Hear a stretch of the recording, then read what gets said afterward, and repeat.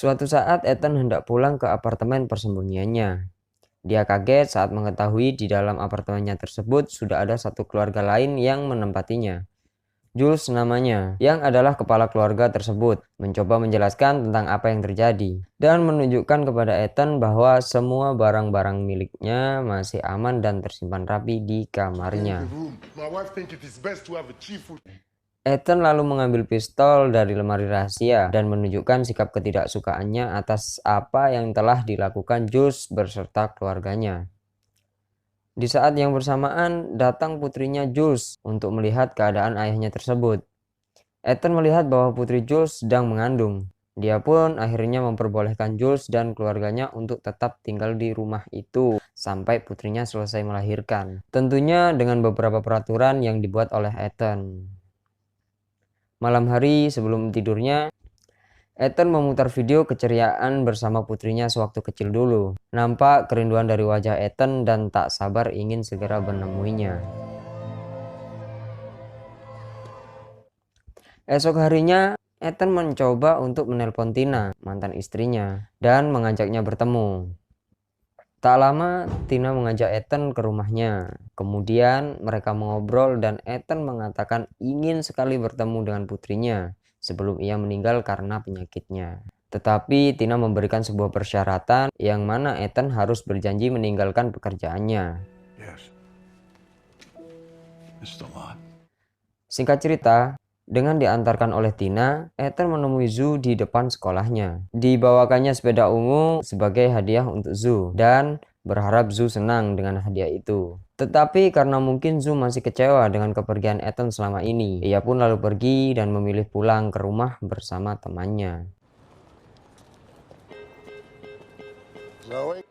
Di tempat lain, saat Ethan akan membeli bahan memasak makanan untuk surprise putrinya, datanglah seorang yang bernama Vivi.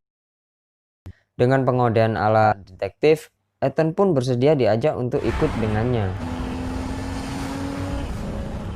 Di dalam mobil, Ethan menanyakan status si Vivi ini. Vivi mengatakan bahwa ia adalah seorang agen CIA dan sedang mendapat perintah dari atasannya untuk menangkap teroris bernama The Wolf atau Serigala yang sudah lama mereka incar.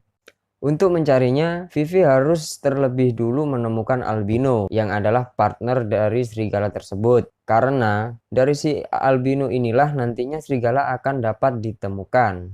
Dia menemui Ethan untuk membantu menemukan teroris tersebut. Karena hanya Ethan lah yang bisa menemukan keberadaan Albino. Ethan sempat menolak karena ia akan fokus mengasuh putrinya. Tapi Vivi memberikan imbalan berupa obat penawar untuk penyakit Ethan. Dengan obat itu, maka Ethan akan bertahan lebih lama lagi untuk hidup. Sehingga ia mempunyai lebih banyak waktu merasakan kebersamaan dengan putrinya. Tanpa pikir panjang, tugas pertama pun dimulai.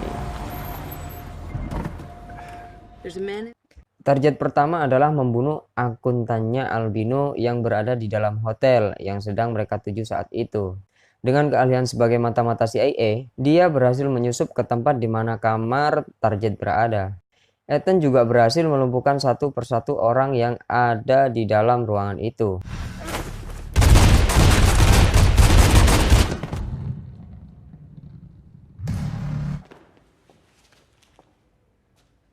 Tetapi sayangnya, orang yang ia cari ternyata sedang berada di tempat lain. Lalu mereka pergi meninggalkan ruangan tersebut. Di dalam lift, terlihat Vivi sedang menyuntikkan obat penawarnya tadi ke tubuh Ethan. Singkat cerita, Ethan sudah sampai di rumah istrinya, menemui Zhu yang saat itu sedang menata model rambutnya. Tak lama, Tina datang.